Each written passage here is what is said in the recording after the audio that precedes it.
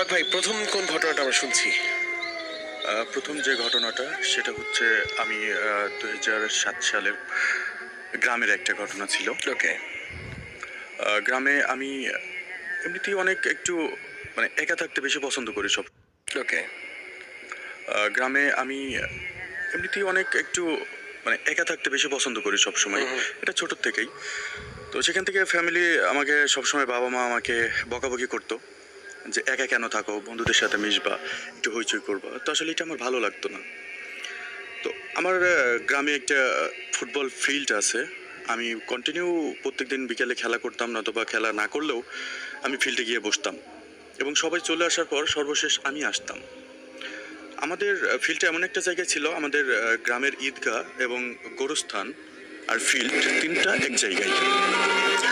আমি যখন এরকমই একটা দিন, সেদিন ছিল শনিবার।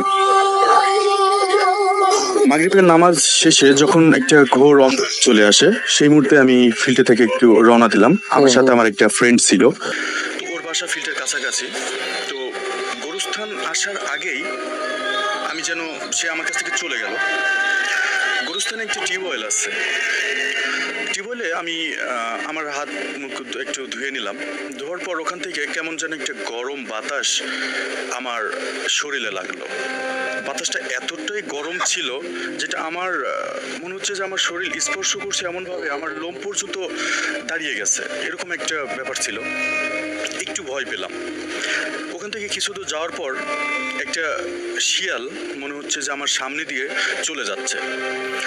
স্বাভাবিক হয়ে গেলাম যে গোরস্থানে শিয়াল থাকবে, এটা স্বাভাবিক। ৩ থেকে ৪ কদম ফেলার পর মনে হচ্ছে আমার পিছন থেকে গাছ ভেঙে পড়তেছে। ঠাস ঠাস করে কেমন একটা শব্দ। আমি একবার পিছনে তাকানোর চিন্তা করি, আরেকবার চিন্তা করতেছি না, যেহেতু আমি ওখানে একা এবং গোরস্থানের একটা রাস্তা। আমার ফোনটা বের করে আমি একজনকে ফোন করলাম। তো সেও ফোনটা রিসিভ করলো না। ভিতরে কেন যেন আর একটু ভয় চলে আসলো। কিছুক্ষণ পর মানে এমন একটা বিকট শব্দ, মানে মানুষ অনেক সময় আমরা ইউটিউবে বা বিভিন্ন ফেসবুক সোশ্যাল মিডিয়ায় দেখি যে কবর থেকে যে একটা গম্ভীর আওয়াজ, এরকম একটা আওয়াজ যেন আমি পাচ্ছি আমার পিছন থেকে হচ্ছে। কিছুক্ষণ মানে আমার ডিস্টেন্সটা থাকবে হয়তো 2 থেকে 3 মিনিটের গোরস্থান থেকে।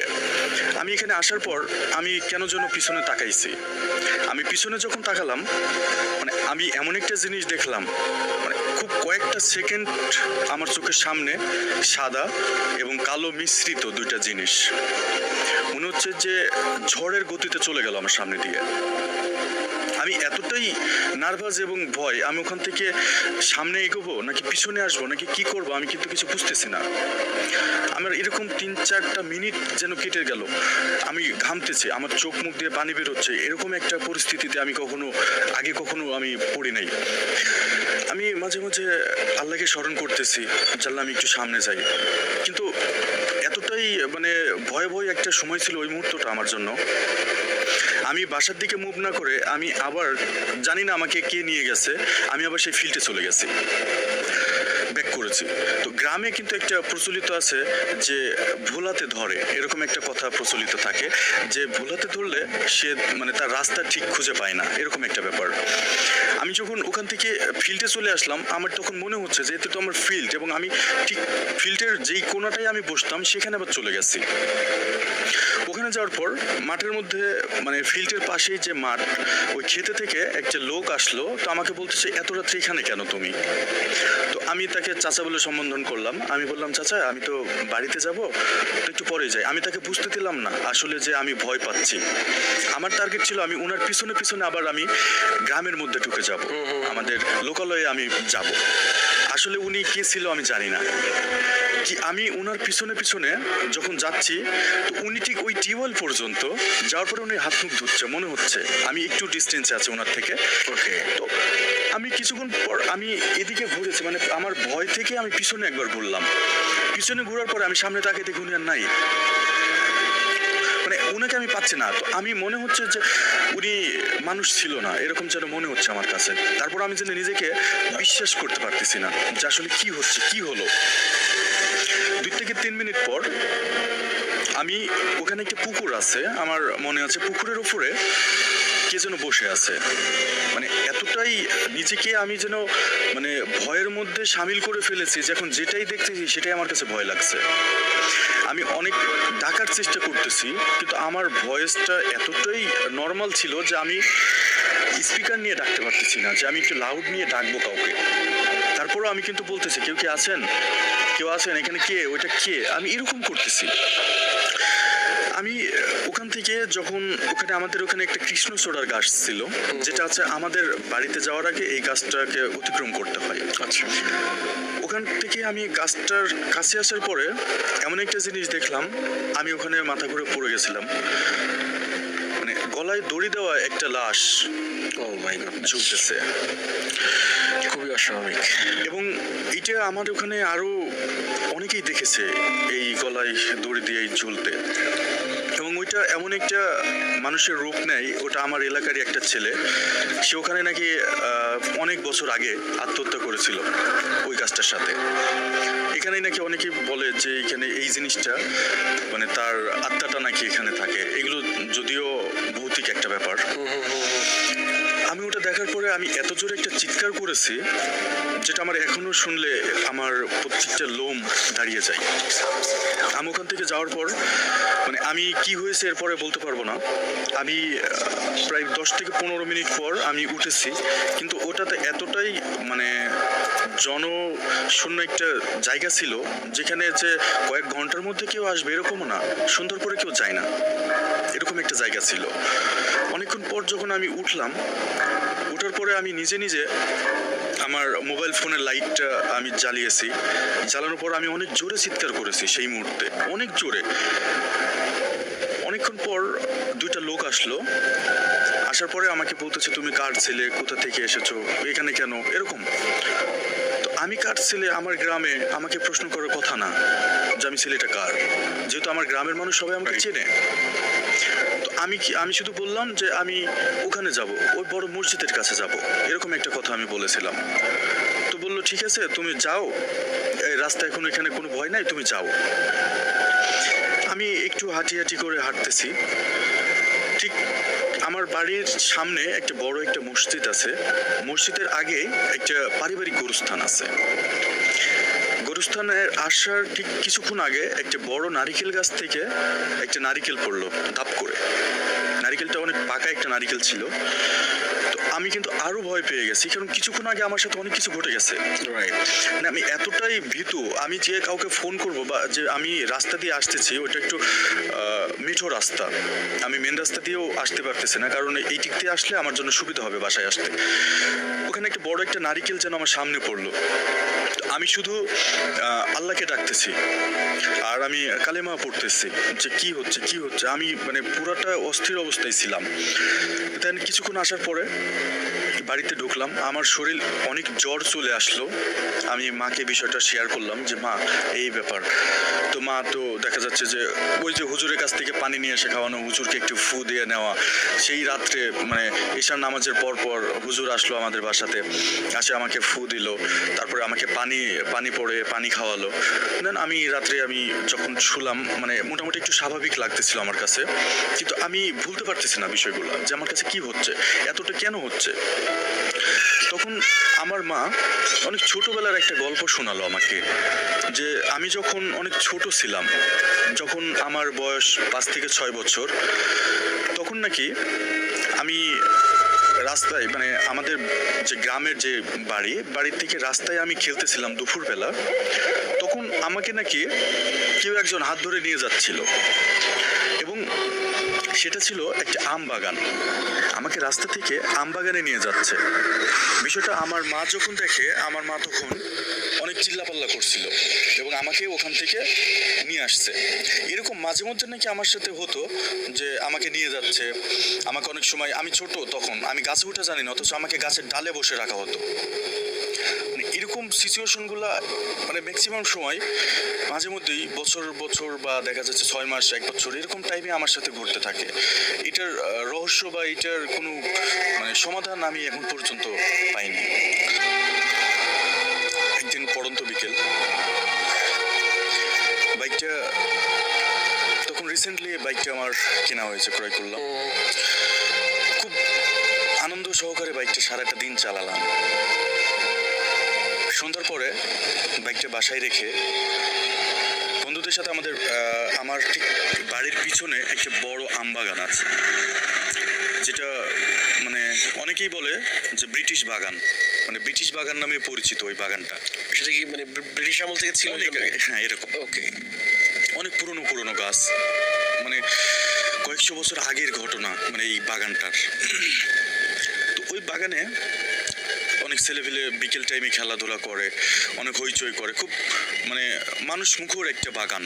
কিন্তু সন্ধ্যার পরে না এই বাগানটাই কেউ যেন যেতে চায় না, মানে অনেকেই নাকি ধাক্কা দেয়, অনেকে পিছন থেকে ভয় দেখায়, মানে কাউকে নাকি তাড়া দেয়, এরকম একটা ব্যাপার আছে।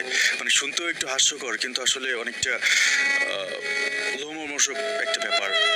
আমি ওই দিন সন্ধ্যার পরে আমার একটু ব্যাড হ্যাবিট আছে স্মোক করা। তো বাড়িতে যেহেতু করতে পারবো না, বাবা মার একটা শাসন মার আছেই, তো সন্ধ্যার পরে আমি ওই ঠিক বাগানটাই গেছি। যাওয়ার পরে ওখানে বাঁশের একটা মাচা আছে, বাগানে বাঁশের মাচাটা খুব বেশি দিনের না, নতুন। আমি মাচাটা বসে আমি সিগারেটটা খাচ্ছি। সিগারেটের টান কিছুক্ষণ পর আমার জন্য কেমন গাটা একটু ভারী ভারী লাগছে। তো আমি ভাবতেছি হয়তো সারাদিন গাড়ি ড্রাইভ করছি, হয়তো একটু বন্ধুদের সাথে হইচই করছি, কেমন একটু ক্লান্তি চলে আসছে হয়তো বা শরীরে। তো সিগারেটটা শেষ না করে তো যাওয়া যাবে না।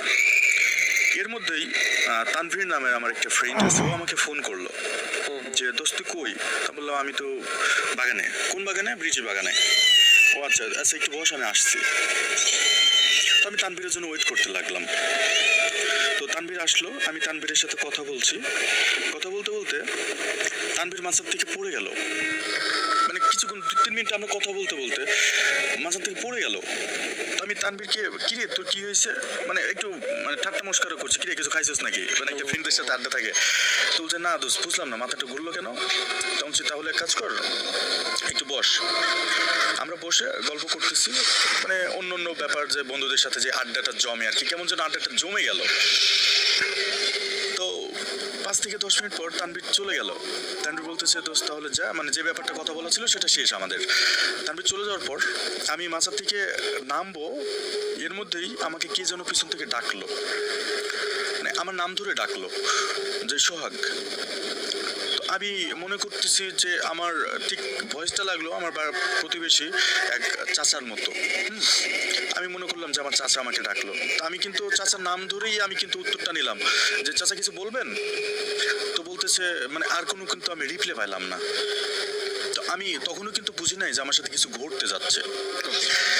আমি ওখান থেকে নামছি, এত মাচান থেকে আমার ঘরের যদি দূরত্ব হয় সর্বোচ্চ 500 মিটার, সর্বোচ্চ, খুব একটা বেশি দূরত্ব না। ওখানে একটা পুরনো একটা তাল গাছ আছে ঠিক আমার ঘরের পিছনেই, মানে তাল পড়লে আমার ঘরের চালের ওপর পড়ে, এরকম একটা ব্যাপার। এই তাল গাছটাই এখন পর্যন্ত কেউ, মানে কাঁচা তাল, আমরা যে তাল শ্বাস খাই, ওই গাছ থেকে কেউ পেড়ে এখন পর্যন্ত খেতে পারেনি। পাকলে পড়লে তারপরে খেতে পারে। অনেকেই এই গাছে উঠছে, গাছ থেকে নাকি অনেকে ফেলাইও দিয়েছে, যেটা আমাদের দেখা না শোনা কথা। এরপরে থেকে প্রায় বিগত 40-50 বছর ধরে তাল গাছে আর কেউ ওঠে না। তালের যে গাছের মালিক, উনিও এটা মানে এমনভাবে ছেড়ে দিয়েছে তোমাদের যা ভালো লাগে তাই করো, এরকম একটা ব্যাপার। তো আমি ঠিক ওই তাল গাছের নিচ দিয়েই আসতে হয় আমাদের বাড়ির পিছনটা। আমি তাল গাছের নিচ পর্যন্ত আসার পর তালের পাতার যে একটা শন শব্দ, বা যে একটা মানে কেমন একটা ভয়ঙ্কর একটা আওয়াজ, আমি এটা যেন শুনতে পাচ্ছি। আমি ওখান থেকে জোরে চিৎকার দিয়েছি, মাগো পিছনে আসো, এরকম একটা কথা। আমি দৌড় দিয়ে আমাদের মানে বাড়ির সামনে একটা মেন দরজা, পিছনে যাওয়ার জন্য আবার আরেকটা দরজা আছে, এটা পকেট দরজা। আমি দরজার ভিতর দিয়ে দৌড় দিয়ে ঢুকছি। ঢোকার পর আমার মা পিছনে গিয়ে বলতেছে কি হয়েছে? তো বললাম মা কিছু না, ভয় পেয়েছি। তো মা বলছে তোকে না সন্ধ্যার পরে বের হইতে নিষেধ করছি। পরে আমি তখন আমাদের টিনের মানে ঘর পাকা, কিন্তু ওপরে চালটা ছিল টিনের। আমি চলে আসছি তাড়াহুড়ো করে। চলে আসার পরে গ্রামে তো মানে রাত 7-8টা মানে কিন্তু অনেক কিছু। তো আমি রাত্রে শুয়ে পড়ছি খাওয়া দাওয়া করে, হঠাৎ এই তাল গাছ আর আমার রুম মনে হচ্ছে যে আমার টিনের চাল নাই, মানে টিনটা নাই। আমি অনেক কিছু দেখতে পাচ্ছি ওখান থেকে, মানে এমন একটা ব্যাপার দেখতেছি যে কেউ যেন আমাকে হাত বাড়াচ্ছে আমার দিকে উপর থেকে। আমি স্পষ্ট দেখতে পাচ্ছি যে তাল গাছে কেউ বসে আছে। এটা কিভাবে পসিবল? আমি তো আমার রুমে, আমার কিন্তু এটা মনে হচ্ছে আমি আমার রুমে, কিন্তু তাল গাছ থেকে কে দেখছে আমাকে? আমি যে জোরে চিৎকার দেবো, আমার কিন্তু তখন আর আমার ভয়েস নাই, আমি কথাও বলতে পারতেছি না, কিন্তু আমার মন থেকে আমি অনেক কিছু বলতেছি। হঠাৎ কিছুক্ষণ পর রুমের লাইটটা আমি জ্বালাবো, আমি উঠার মতো কোনো স্কোপ পাচ্ছি না যে আমি উঠবো, রুমের লাইটটা জ্বালাবো। আমি মা বলে ডাকার চেষ্টা করতেছি বারবার, আমি যেন কোনোভাবে পাচ্ছি না। হঠাৎ ওখান থেকে মনে হচ্ছে কেউ নেমে এসে আমার টিনের উপরে বসলো, তাল গাছ থেকে নেমে আমার টিনের উপরে বসলো। তখন আমার ভিতরটা না, মানে মনে হচ্ছে যে আমি মরে যাচ্ছি, এরকম একটা ব্যাপার। কিছুক্ষণ পর আমার রুমে এতটাই মানে আমাকে শক করতেছে, আমার রুমে আমি স্পষ্ট আমার চোখ দিয়ে আমি দেখতে পাচ্ছি যে কেউ আবছা। আমার গলার মানে পানি শূন্যতা হয়ে গেছে আমার গলার মধ্যে। আমি যে পানি খাবো, আমি কাউকে ডাকবো, আমি কিছু বুঝতে পারতেছি না যে কি হচ্ছে, এটা কি হলো আমার সাথে, আমি কেন হচ্ছে। আমি এই প্রশ্নের উত্তর আমি মানে নিজে নিজে আমার বিবেককে করতেছি, আমার মনকে করতেছি, কিন্তু আমি পারতেছি না কাউকে প্রকাশ করে ওই মুহূর্তে ডাকতে।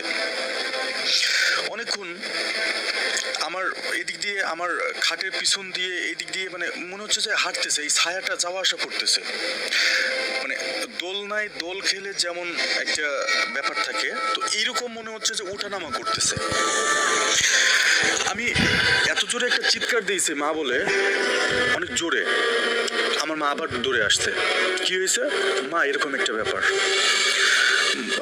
এরকম ব্যাপার তোর সাথে বারবার কেন হচ্ছে, বা মানে অনেক রাত পর্যন্ত দেখা যাচ্ছে মা হাউমাউ করে কান্নাকাটি করতেছে, আমার ছেলের কি হয়েছে, আমার ছেলেকে ভূতে ধরছে, জিনে ধরছে, এরকম একটা কথা, মানে কেমন যেন হয়ে গেছে। তো আমি মাকে ছাড়া আর তখন ওই রাতটা যেন আমি কাটাতে পারতেছি না।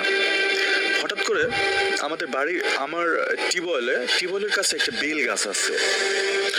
এই বেল গাছটা আমার দাদা সেই সময় রোপণ করেছিল। তো এই বেল গাছের কাছে আমাদের হচ্ছে গ্রামের যেই টয়লেট, এই টয়লেটটা ছিল আমাদের বেল গাছের কাছে। তো রাত্রে যখন আমি এই ঘটনাটা ঘটে গেল, কিছুক্ষণ পর একটু স্বাভাবিক হলাম, আমি রাত্রে ঠিক ওই বেল গাছটার কাছে আসলাম। আমি প্রাকৃতিক ডাকে বেল গাছটার কাছে যখন আসি, আসার পর আমি বসে আছি, আমার পাশে থাপ করে একটা বেল পড়লো, আমার ডান পাশে এমন জোরে একটা বেল পড়লো, আমি উঠে গেছি, অথচ নাই, বেল নাই। আপনি যখন বসেছিলেন তখন বেলটা দেখছিলেন? বেলটা পড়ছে একবার স্পষ্ট, ধাপ করে উঠছে, বেলটা পড়ার শব্দে আমি উঠে গেছি, বেল নাই। আমি ঠিক বাম পাশে তাকিয়ে দেখি দুইটা সাপ, মানে দুইটা সাপ এমন ভাবে মনে হচ্ছে যে একটা সাপের উপরে আরেকটা সাপ মানে বসে আছে, এইভাবে একটু ছবল দিয়ে বসে আছে। আমি আবার চিৎকার করছি মা বলে, মা দৌড় দিয়েছে, কি হয়েছে, অথচ ওখানে বেলও নাই, ওখানে সাপও নাই,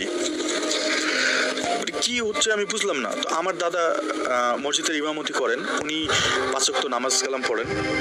আমার দাদাকে মা ডাকলো ওই রাত্রে, দাদা আবার সেই আগের মতোই একটু ফু দিল, দিয়ে আমাকে অনেক দোয়া দরুদ পড়ে আমাকে মানে অনেক কিছু বুঝালো যে আসলে এগুলো কিছু না, এগুলো তোমার মনের ভুল, অনেক কিছু। কিন্তু আসলে কি এটা মনের ভুল? আপনার কি মনে হয়, এটা কি আমার মনের ভুল?